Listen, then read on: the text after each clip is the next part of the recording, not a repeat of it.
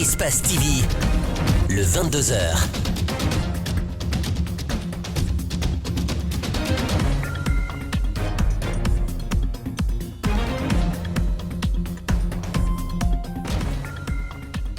Mesdames et messieurs, bonsoir. Merci de nous préférer. Bienvenue dans cette édition d'information dont voici les principales articulations. Plusieurs conducteurs de taxis urbains et interurbains se disent opposés à l'augmentation du prix du carburant à la pompe sans que cela ne soit répercuté sur le tarif.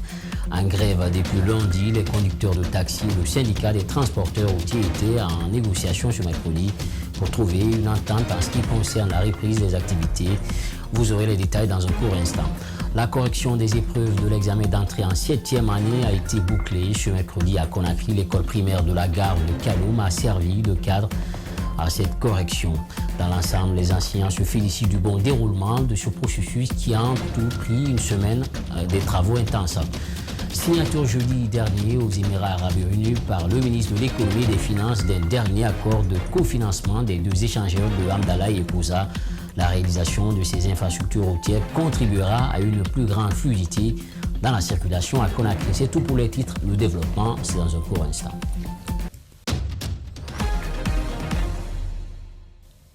Pour une fois encore, bonsoir. Merci de nous rejoindre dans cette édition d'information. Signature jeudi dernier aux Émirats Arabes Unis par le ministre de l'Économie et des Finances d'un dernier accord de cofinancement des deux échangeurs de Hamdallah et Koza. La réalisation de ces infrastructures routières contribuera à une plus grande fluidité dans la circulation à Conakry.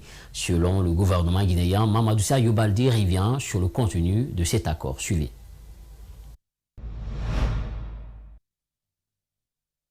Le 8 août dernier, à la tête d'une délégation guinéenne, Mamadi Camara a pris le temps d'exposer l'objet de sa visite. Le Fonds d'Abu Dhabi pour le développement, branche de développement économique du gouvernement des Émirats Arabes Unis, a annoncé la signature d'un accord avec le gouvernement guinéen pour fournir un prêt concessionnel d'une valeur de 95,9 millions de dollars pour financer le développement d'un grand projet d'échangeurs et de routes au cœur de Conakry.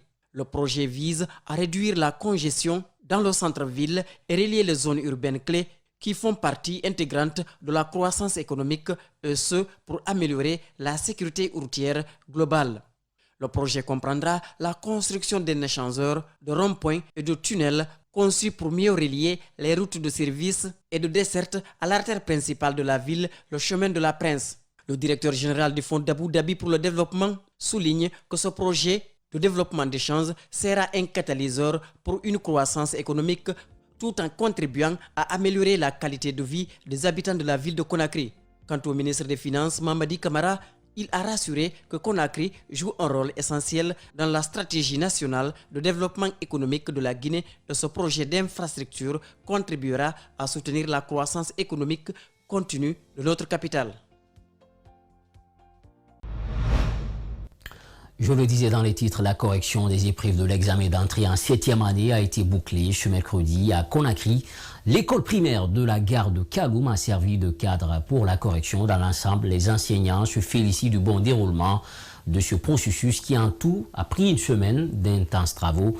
Aminata Massiri Bangora et Yacouba Traoré sur le bilan de ces travaux. Suivez.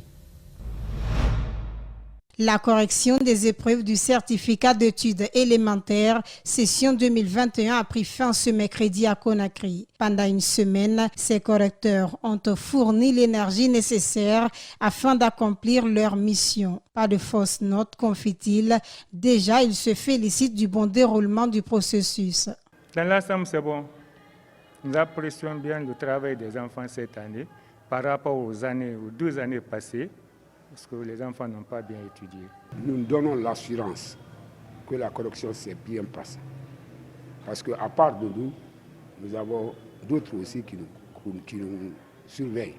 Donc à part des chefs de groupe, il y a d'autres aussi qui viennent chaque 15 minutes, circuler entre nous, voir ce que nous sommes en train de faire. Moi, je pense que ça s'est bien passé. Cet enseignant souligne que la rigueur a été de mise, le règlement respecté au pied de la lettre. Comme les années précédentes, chaque copie a été soumise à 2 corrections et avec des correcteurs différents. Parce que c'est la double correction. Ici, vous êtes dans la salle numéro 1. Après, ici, Vous verrez les collègues qui sont dans l'autre salle là-bas. Là. Donc, comment on appelle ça? Le matin, nous faisons la première collection. Après-midi, la deuxième collection, on échange les copies. Il n'y a pas de pression, rien. S'il y a des écarts, il y a la troisième collection qui s'impose. Dès qu'il y a écart, c'est la troisième collection. Mais il n'y a pas assez d'écart. Après l'étape de correction, les copies sont renvoyées vers le secrétariat. Là également, les travaux sont presque terminés. Aujourd'hui, nous finissons la correction de cette matière. À la centralisation aussi, nous sommes à la 6e matière. Après ça, nous passons à la machine pour la saisie et, comment on appelle ça, le calcul des moyens. En tout cas, il n'y a pas eu de pression de la part de l'autorité.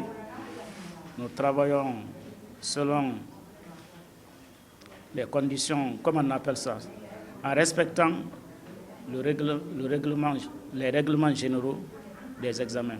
Cette année, c'est l'école primaire de la gare de Kaloum qui a été retenue pour la correction des épreuves du certificat d'études élémentaires. Les candidats devront donc patienter encore quelques jours pour être situés sur leur sort.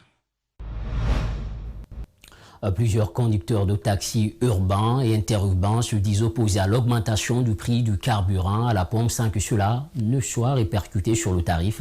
En grève depuis lundi, les conducteurs de taxis et le syndicat des transporteurs routiers étaient en négociation ce mercredi pour trouver une entente en ce qui concerne la reprise des activités dans la capitale selon le réseau des transporteurs routiers de Guinée. Une solution durant la réunion a été trouvée pour permettre aux conducteurs de taxis de reprendre les activités. Mohamed Valek Touré était de la partie suivie. Depuis lundi, la grève des chauffeurs de taxi paralyse la circulation. Le syndicat du réseau des transporteurs routiers de Guinée se dit préoccupé et ouvre un couloir de négociation avec certains chauffeurs de taxi. Aujourd'hui, on est parti rencontrer les transporteurs, on les a parlé, et ils ont accepté, ils ont été convaincus. Mais à partir de l'instant, la grève a pris fin, ils vont faire sortir leur véhicule. Et au nom de Dieu, nous remercions beaucoup les transporteurs qui nous ont compris parce que la négociation n'est pas facile. Mais si quelqu'un arrive à vous comprendre et à vous accepter, et dans le patriotisme, pour défendre l'intérêt général de leur nation, je pense que je ne ferai que remercier les transporteurs. À en croire l'adjoint du syndicat du réseau des transporteurs routiers de Guinée, les représentants des chauffeurs présents auraient pris un engagement pour reprendre le travail, avec bien sûr le prix fixé par le gouvernement et le syndicat. On enregistre quelque chose qui ne va pas, on remonte les informations, la solution est automatiquement trouvée. La solution est automatiquement, non seulement au niveau de barrage, mais aussi au niveau de contrôle. Pour le moment. Voilà, c'est pourquoi nous ne voulons pas que les chauffeurs commencent à ne pas obéir à la loi, pour ne pas que les autres aussi reviennent sur leur ancienne manière de faire. Je suis resté à dire que j'ai donné l'ordre. Pour être le meilleur citoyen, c'est respecter d'abord la loi de ton pays et de respecter les règles juridiques de ton pays. J'ai donné l'ordre à mes transporteurs, à mes collègues qui sont là, de ne pas augmenter le transport. Les conducteurs de taxi et de minibus ont depuis lundi observé une grève pour tenter de faire plier les autorités de leurs décisions. Mais pour le moment, le département du transport n'a pas bougé d'un seul pas. Direction l'intérieur du pays, un jeune diplômé de l'université de Kankan qui se dit être victime d'arnaque de la part d'un cadre du ministère de l'Éducation nationale sera enfin de son silence. Étale l'affaire sur la place publique. Mamadou Aïba Fofana dit avoir versé un montant, tenez-vous bien, de 3 750 000 francs au nommé Mohamed Hakim Kondé pour son intégration à la fonction publique. Après plus de 3 ans d'attente sans succès, il entend porter désormais l'affaire devant les juridictions compétentes. Alpha Omar Koïta, notre correspondant régional, revient sur cette actualité. Mamadou Aïba Fofana est diplômé en lettres modernes de l'université Julius Nyerere de Kankan. Il dit avoir été victime d'arnaque de la part d'un cadre du MENA qui lui aurait réclamé 8 millions de francs guinéens pour son intégration à la fonction publique. Son nom c'est Mohamed Hakim Kondé. Donc, il a sa famille à Farana derrière la Bissigui. Ce monsieur m'a dit qu'il travaille au MENA. Quand on s'est vu, il m'a dit qu'il arrange la fonction publique pour des ans à 8 millions. Et les frais de confection des dossiers, c'est 375 000 francs. C'est ainsi qu'il m'a demandé de payer 4 millions. Donc on n'avait pas la liquidité en place. J'ai appelé mon frère, lui il a envoyé 3 millions, j'ai versé ça un premier temps.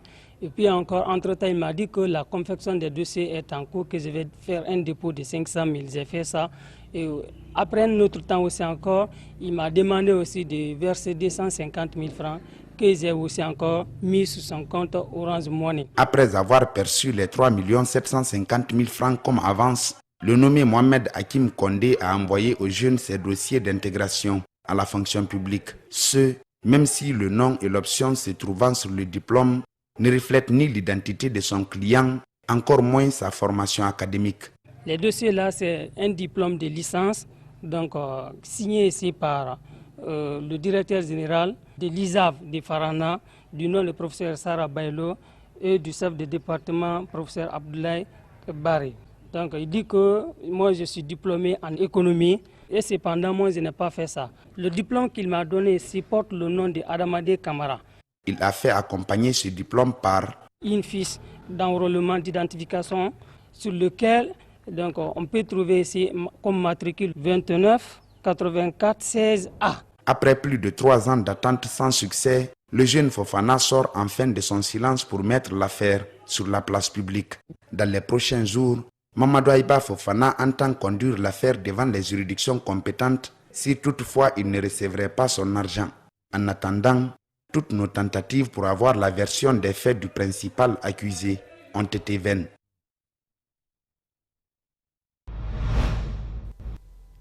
Après la confirmation du cas suspect de la fièvre de Marbourg à Guéguédou par l'Institut Pasteur de Dakar, plusieurs interrogations se posent aujourd'hui autour de la maladie. Qu'est-ce que la fièvre de Marbourg? Comment l'éviter? Voici entre autres quelques questions que notre reporter Bernard Koundounou et Kerno Salouba ont posées à un infectiologue. Suivez. Quelques mois après la déclaration de la fin de la maladie à virus Ebola en Guinée, une autre épidémie vient d'être déclarée dans la préfecture de Guéguédou. Il s'agit de la fièvre de Marbourg, une maladie virale causée par le virus qui a des mêmes traits de ressemblance avec le virus Ebola. La fièvre à virus de Marbourg, qu'on appelle actuellement la maladie à Marbourg, est une infection, c'est-à-dire une maladie qui est provoquée par un microbe, un virus qui a donné son nom à la maladie, le virus de Marbourg. Et cette maladie ressemble à Ebola, puisque les deux virus appartiennent à la même famille. Depuis le début des épidémies en Guinée, la région forestière est le plus souvent l'épicentre des virus en Guinée. Un facteur que le spécialiste explique par la migration des réservoirs du virus vers cette région qui a un climat à caractère tropical. La Guinée forestière, comme toutes les zones tropicales qui ont la même géographie, a cette particularité d'abriter les vecteurs de la maladie et l'homme qui va en contact avec ces vecteurs. Habituellement, ce sont des chauves-souris. Comme toutes les autres épidémies, il est bien possible d'éviter de contracter la maladie en adoptant certaines mesures sanitaires, explique ce technicien. Il faut être vigilant et identifier toute personne qui présentera des symptômes qui peuvent être expliqués par cette infection-là. Fièvre, maux de corps, diarrhée, vomissement. Il faudra également que lors des rites funéraires, que les gens se protègent, comme dans le cas d'Ebola. En adoptant des mesures sanitaires édictées par les spécialistes, il est bien possible de vaincre cette épidémie à l'image du virus Ebola, ajoute-t-il. Aux dernières nouvelles, des cas contacts ont été identifiés et placés sous contrôle sanitaire par les autorités. Parlant toujours de santé, les accidents vasculaires cérébraux sont devenus de plus en plus récurrents de nos jours.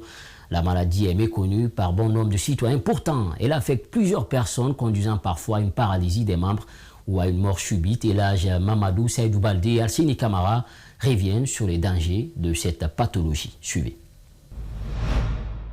Selon l'Organisation mondiale de la santé, ces dernières années, les accidents vasculaires cérébraux sont considérés comme étant la deuxième cause de mortalité dans le monde.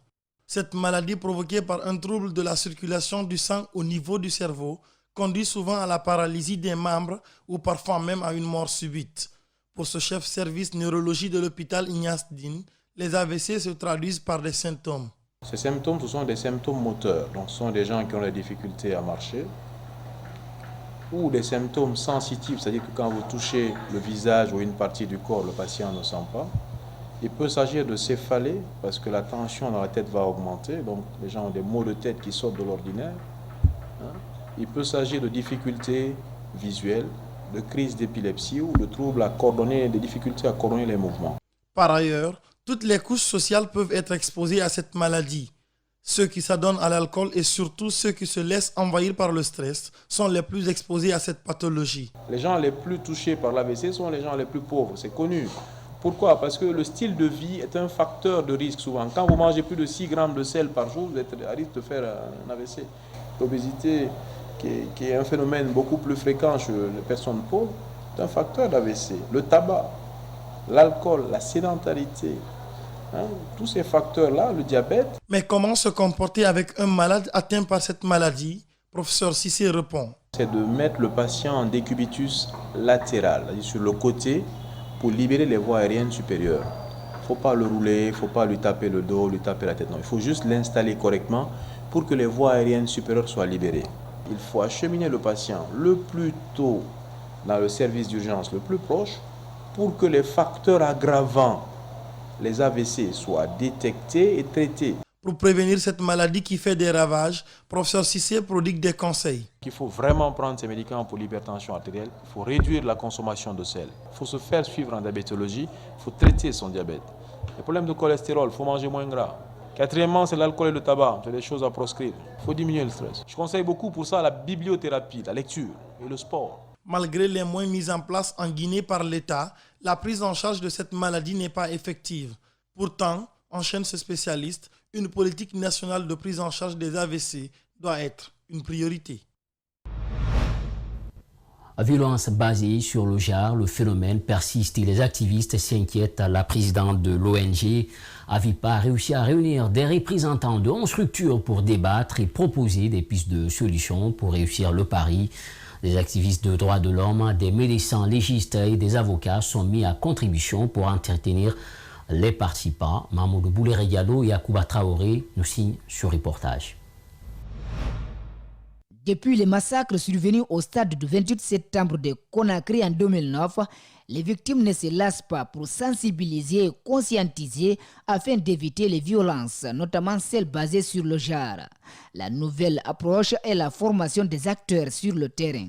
On s'est dit qu'il fallait vraiment essayer d'aller plus large, pas seulement sur le cas du 28 septembre, mais aller plus large au niveau national, parce que quand on parle de violence basée sur le genre, tout est compris, que ce soit femme ou homme, parce que il y a des hommes qui sont aussi victimes de viol, mais malgré que cela ne ressort pas, donc on s'appesantit beaucoup plus sur les femmes, parce que c'est ce qui est plus courant. Donc il faudrait absolument qu'on travaille un peu sur ça, pour qu'on essaye de voir si ça peut s'arrêter. Même si ça ne finit pas carrément, mais il faudrait que ça diminue un peu. Les thèmes débattus sont variés. Les participants devraient pouvoir aider à obtenir un changement de mentalité au sein de la société guinéenne. Ces échanges de pratiques et d'expériences vont permettre à la longue que les victimes de VBG puissent bénéficier d'un service de qualité, d'un service coordonné de qualité afin de réduire ces violences basées sur le genre en Guinée. Des médecins légistes, des activistes et même des avocats, chacun contribue à la hauteur de ses capacités dans le combat contre les VBG en Guinée. Ce qui ne veut pas dire que les auteurs des violences vont échapper à la justice. Les violences basées sur le genre sont nombreuses et ont beaucoup de conséquences. Donc sur le plan pénal, il y a les viols, il y a les violences sexuelles, il y a les violences, il y a les coups et blessures volontaires. Tout ça, ce sont des violences exercées sur des personnes en raison de leur sexe ou en raison de leur vulnérabilité. Donc toutes ces questions-là sont réglées dans nos différents textes de loi qui sont réprimés. Tous les intervenants appellent à briser le tabou, aux victimes de dénoncer et d'intenter des actions judiciaires contre les agresseurs, et les JONG vont apporter leur soutien pour un meilleur traitement des dossiers devant les tribunaux. Dans le cadre de la gestion et la préservation des forêts de mangrove de Guinée, l'ONG Eclusio a organisé un point de presse ce mardi au ministère de l'Environnement. Objectif, faire un retour sur la démarche du groupe de travail mangrove, mais aussi appréhender l'engagement des acteurs du processus dans le cadre de la pérennisation du dispositif. André Moussi Milimono et Ibrahima Souri Kamara pour plus de détails. Traiter les enjeux et problématiques liés aux forêts de mangrove guinéennes, c'est la démarche de l'ONG Eclusio. Le processus a été enclenché depuis décembre 2020. L'ONG a entrepris une série de consultations relatives au renforcement de la concertation et de la coopération entre les acteurs mangroves en Guinée. Les acteurs reviennent sur le bilan de la démarche. Il y a eu des ateliers de sensibilisation et d'information et aussi on est allé sur le terrain. On a fait la sensibilisation pour les élus locaux et la population. Et ensuite ici, au jour d'aujourd'hui, il y a un cadre de concertation ou bien un groupe de travail qui est créé, spécifique ici sur la mangrove, qui va couvrir ici notre littoral et qui tiendra en compte ici de toutes les activités qui vont impacter et trouver aussi des solutions. Le projet vise à atteindre une protection intégrée de la diversité des écosystèmes fragiles de mangroves en Afrique de l'Ouest. Il a été financé par l'Union européenne et couvre 9 pays ouest-africains. La dimension transfrontalière et sous-régionale a été prise en compte par les acteurs. Pour pouvoir travailler avec les autres, pour pouvoir mieux conserver les écosystèmes et mieux gérer ces écosystèmes-là, il faut travailler en synergie avec les autres pays dans un cadre transfrontalier. C'est pourquoi on met en place, n'est-ce pas, cette plateforme nationale. Le ministère de l'Environnement a accueilli ce projet à bras ouverts. Il préconise un partage d'informations entre les acteurs engagés dans le processus afin d'atteindre le but visé. Un partage d'informations avec l'ensemble de ces structures afin qu'ils puissent davantage mieux s'imprégner de la situation de dégradation de la mangrove au niveau de la zone côtière et marine pour prendre des dispositions idoines pour mieux protéger cet espace. Pour pérenniser ce mécanisme, les membres de l'ONG Eclusio ont rassuré les partenaires de leur engagement à atteindre les objectifs afin de parvenir à la protection de l'écosystème ouest-africain. Parlons reboisement à présent dans cette édition. 6 compagnies minières regroupées au sein du REB, entendez Réseau Environnement Bauxite, ont procédé au reboisement de certains sites déjà explorés par les activités d'exploitation. C'est un acte qui vise à accompagner la politique des autorités du pays, mais aussi à restaurer les parties touchées par les travaux. L'événement a regroupé quelques responsables miniers et ceux de l'environnement. Reportage Fatoumata Bailaouba et Salifou Lifou Sissé. L'objectif de ce reboisement est de concilier les activités minières pour la conservation de l'environnement et le bien-être des communautés riveraines. Selon les organisateurs, 20 000 arbres d'espèces locales et 1000 bottes de vétiver pour le contrôle d'érosion seront mis à terre au niveau de 8 têtes de sources dans les préfectures de Boké et Télémélé. On veut être en phase avec la politique nationale de lutte contre le réchauffement climatique, mais c'est aussi dans le cadre de la responsabilité sociétale des entreprises. Donc c'est un geste que nous avons fait pour soutenir un peu les communautés. Pour le général chargé des collectivités décentralisées de Boké, cette campagne démontre l'esprit participatif du réseau environnement bauxite pour protéger l'environnement, source de vie. Il a aussi invité les populations des localités bénéficiaires à la sauvegarde des jeunes plantes avant de réitérer la disponibilité de l'administration locale à accompagner le projet. Nous voulons que ceux qui ne sont pas avec le réseau, que ceux-ci viennent s'ajouter au REB pour que tout ce qu'ils font dans la région de Boké, que ça soit vraiment du vécu et que ça soit du concret. Parce que toutes ces sociétés minières ont fait l'étude environnementale et sociale. Par rapport aux dégâts commis, ils doivent chercher maintenant à mettre ici un plan de gestion environnementale. Les responsables en charge de l'environnement des eaux et forêts de Boké ont émis leurs souhaits auprès des autres sociétés minières implantées dans la région à adhérer au réseau environnement bauxite. Ça se comprend mal que si sociétés minières repartent les dégâts causés par une vingtaine de sociétés minières, ça ne serait pas juste. Donc il appartient à l'autorité de faire en sorte que les autres sociétés minières puissent adhérer au REB pour avoir vraiment un front commun, pour faire front commun. Piloté par la Chambre des mines de Guinée, REB est créé en 2018 à la suite de la signature d'un protocole d'accord entre les sociétés membres. Il est composé de 6 grandes compagnies minières, à savoir Alliance minière responsable, Alliance minière commodity, Alufer, la compagnie de bauxite de Guinée, Guinée Alumina Corporation GAC et la société minière de Boké SMB sous la coordination de la CMG. L'immigration régulière des jeunes africains, plus particulièrement celle de la Guinée, inquiète l'anthropologue franco-guinéen Yacine Carvela Mansari. En séjour en Guinée, elle s'est directement investie à combattre ce phénomène en organisant des séances de sensibilisation à l'intérieur du pays. Le point avec Antoine Ndété, Onivogui et Amara Alexila. L'immigration clandestine, Yacine Carvela Mansari veut la soigner à sa manière. Déjà, 3 œuvres littéraires sont disponibles sur le marché destinées à la sensibilisation. Résidant en Berce en France, la franco-guinéenne côtoie et assiste les immigrés tout en leur prodiguant des conseils. Donc en fait, mon travail consiste un peu à apporter de l'éclairage auprès des collègues psychologues, parfois psychiatres, parce que c'est des jeunes qui sont là-bas en souffrance. Certains parmi eux sont même internés, puisqu'il m'arrive d'aller dans des hôpitaux psychiatriques aussi pour rencontrer ces jeunes-là. Depuis plus de 2 ans, toutes ces vacances sont destinées à la Guinée. Plus précisément, dans la ville carrefour et cosmopolite de Mamou, où plusieurs jeunes sont confrontés à ce fléau. Aller sensibiliser dans différentes classes, notamment chez les lycéens, pour leur expliquer un peu.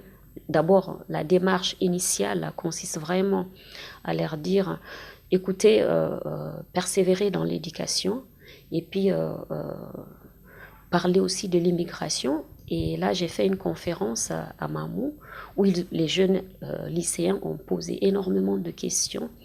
À la télé ou à travers les réseaux sociaux, ils sont nombreux à se faire des illusions et croire que l'Eldorado se trouve de l'autre côté. Ce que demande l'anthropologue.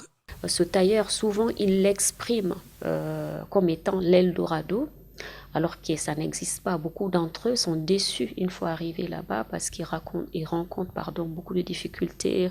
Certains dorment dans la rue pendant plusieurs mois avant de trouver des centres d'accueil. Et s'ils sont mineurs non accompagnés, parce qu'il y a des conditions aussi pour les accepter. L'insertion socio-professionnelle, voilà cette autre difficulté dont font face les jeunes migrants déjà en France. C'est pourquoi elle conseille vivement la retenue. En France, l'insertion est très compliquée parce qu'il faut d'abord trouver, je parle là des jeunes mineurs, et quant aux autres, parce que je ne vois pas qu'il y ait des jeunes mineurs, quant aux autres, ils n'ont pas de papier, ils galèrent, quoi. Il y a quelques jours, plus de 14 jeunes Guinéens sont morts en traversant la Méditerranée. Son 4e ouvrage sur l'immigration est déjà en cuisson. Par-delà tout, elle prévoit également d'autres séances de sensibilisation pour toucher positivement plus de jeunes.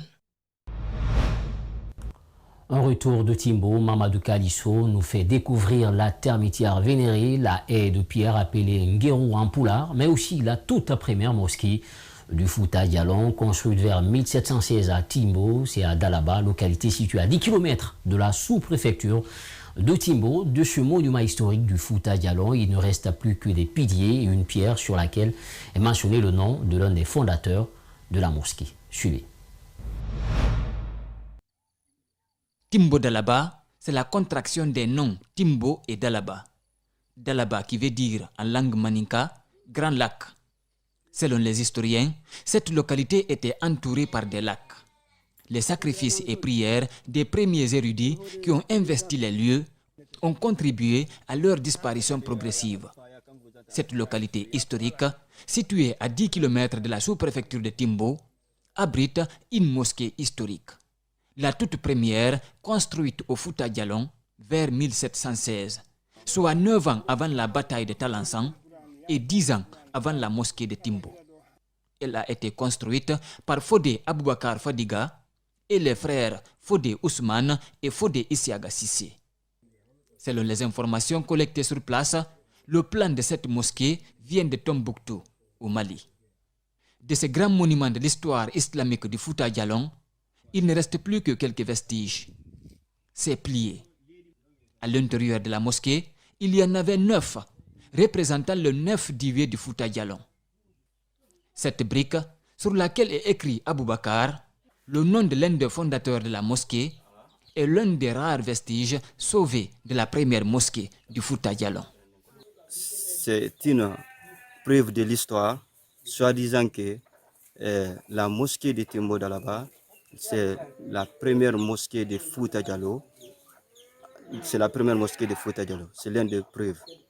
Parce que j'espère bien, de la Guinée à Fouta Djallon ici, jusqu'à Tombouctou, c'est plus de 1000 kilos. S'il y avait une mosquée ici, j'espère bien que le parent n'aura pas parti jusqu'à Tombouctou à pied pour aller chercher plan d'une mosquée pour venir implanter ça dans notre localité. En 2015, ce bâtiment historique a été démoli, remplacé par celle-ci, d'une capacité de 250 places, entièrement financée par les ressortissants de Timbo Dalaba. Ici, 9 familles, Peul et Malinké, réparties en 2 tribus, Tronkala et Fodéa, vivent en parfaite harmonie depuis des siècles. À quelques kilomètres de là, cette termitière, on l'appelle Kahormorde en poulard, c'est-à-dire un lieu vénéré. Ce lieu saint et symbolique est aujourd'hui abandonné, envahi par la flore. Il risque tout simplement de disparaître si rien n'est fait.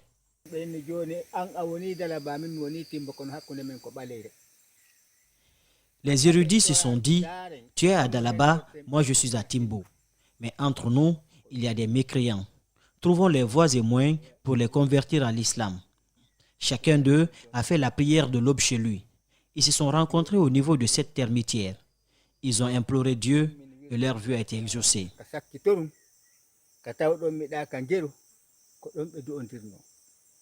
La suite de l'histoire nous a été racontée par El Haj Mahmoud Fadiga. Nous l'avons rencontré à Bourouil. Selon lui, après la bataille de Talansan, qui marque la victoire des musulmans sur les païens, Karamoko Alpha, un bon stratège, a réussi à fédérer toutes les communautés vivant au Fouta Djallon. Nous explique ce grand chercheur sur l'histoire du Fouta Djallon. De ses premiers habitants à l'arrivée de l'islam, des Peuls, les guerres saintes et l'implantation du Fouta théocratique. Karamoko Alpha a usé d'une grande stratégie pour fédérer les Sarakolés et les autres communautés du Fouta. Il a éliminé toute barrière entre Peul et Malinké. Pour preuve, l'imama, égorger les bêtes lors des cérémonies et renommer les lieux étaient confiés aux Malinké.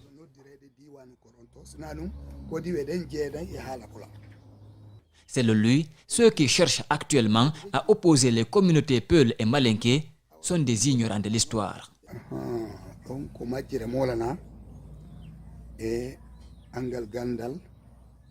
C'est un égarement, c'est méconnaître l'histoire. Sinon, toutes les communautés pouvaient se disputer, s'affronter, mais pas les Peuls et les Malinké. Ici, toutes les familles sont métissées.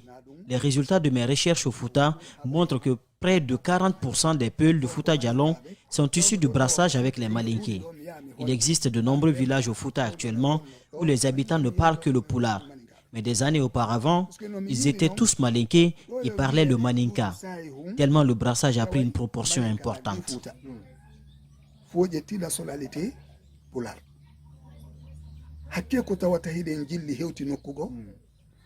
Après la victoire des musulmans sur les animistes, c'est ici, dans cette haie de pierre, appelée Ngeru en poulard, que les vainqueurs se sont réunis pour se jurer fidélité, fraternité et amour. Des pactes avaient été également scellés. Par exemple, la pose de la première pierre de toute mosquée au Fouta Djallon doit être faite par les citoyens de Timbo Dalaba. Un pacte appliqué à la lettre jusqu'à nos jours. Voilà, c'est la fin de cette édition d'information. Merci à toutes et à tous pour l'attention. Portez-vous bien où que vous soyez, à la régie, Cheikh Oumar Kaba, Lamine Sidibé. On n'oublie pas également Mamad Siré était à la réalisation. Portez-vous bien où que vous soyez. On se retrouve demain, Inch'Allah. Au revoir.